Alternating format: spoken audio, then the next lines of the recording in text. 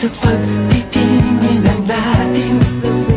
Sana ay di na magwakas itong awit ng pag-ibig. Awit natin ay wag na wag mong kalimutan. Pangako ko naman na lagi ka pakikinggan.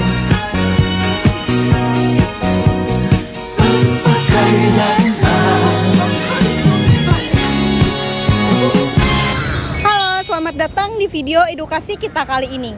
Tahukah kamu bahwa Banjarmasin dijuluki sebagai kota 1000 sungai?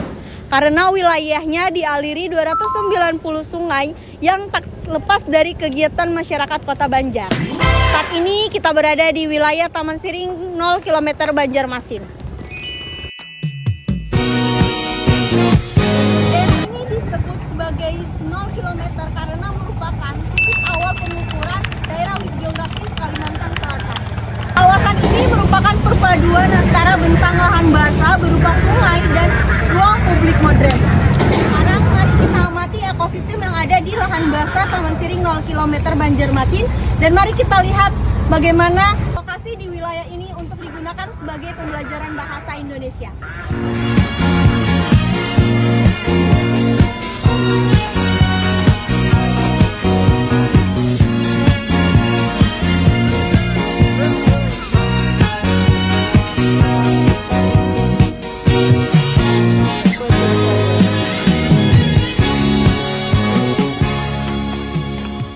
Sungai Mertapura di Siring 0 km mempresentasikan tipe lahan basah sungai yang berada di tengah pusat kota.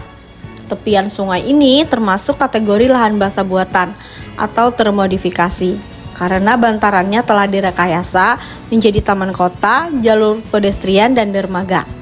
Jika kita amati dari lingkungan abiotiknya, air sungai di sini memiliki karakter khas yang cenderung keruh, kecoklatan, dan membawa endapan lumpur dari hulu. Arusnya relatif tenang, namun sangat dipengaruhi oleh pasang surut air. Tepian sungai ini didominasi oleh perkerasan beton dan area taman kecil berpengairan. Lalu, bagaimana dengan lingkungan biotiknya? Kawasan ini didominasi oleh pepohonan peneduh dan tanaman hias yang ditanam, sehingga vegetasi riparian alaminya relatif terbatas. Untuk fauna, terdapat ikan-ikan air tawar khas sungai Kalimantan di permukaan air.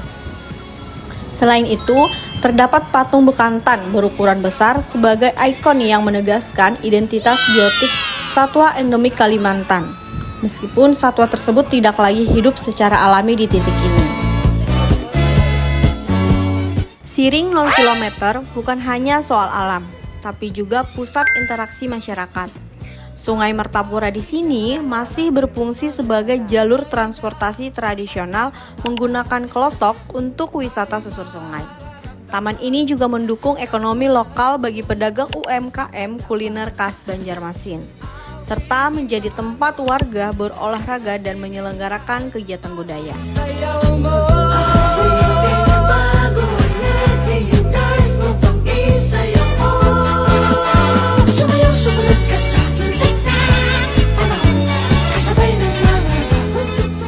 Fenomena alam dan sosial yang kaya di kawasan ini menyediakan contoh kontekstual lahan bahasa lokal yang sangat baik untuk diintegrasikan ke dalam pembelajaran di sekolah, terutama dalam bidang studi bahasa Indonesia. Contohnya, pada materi teks deskripsi, siswa dapat diminta mengamati dan mendeskripsikan secara rinci keindahan ruang publik Siring, bentuk patung bekantan, atau warna khas air sungai. Kemudian, pada teks laporan hasil observasi, siswa dapat melakukan pengamatan langsung mengenai kondisi biotik seperti tanaman taman kota atau kondisi abiotik seperti pengaruh pasang surut air, lalu menyusunnya menjadi laporan faktual. Kemudian pada teks eksposisi, guru dapat mengangkat isu ancaman lingkungan yang kita bahas sebelumnya, seperti masalah pencemaran sampah dan alih fungsi bantaran sungai. Siswa lalu diminta menyusun teks argumentasi mengenai pentingnya menjaga kelestarian ekosistem tersebut.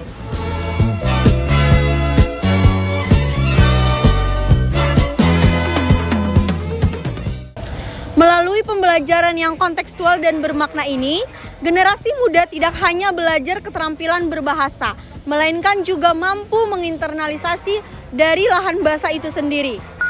Mari kita jadikan alam sebagai ruang belajar terbaik. Terima kasih telah menonton video ini. Sampai bertemu di video edukasi berikutnya.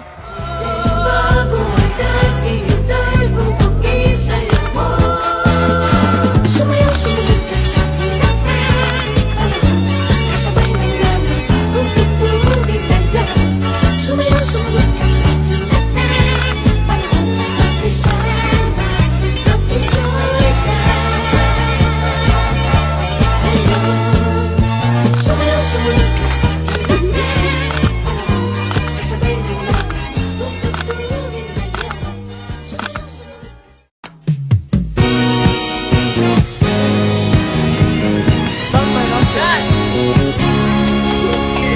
Walang iba ang sasarap sa pagtitingin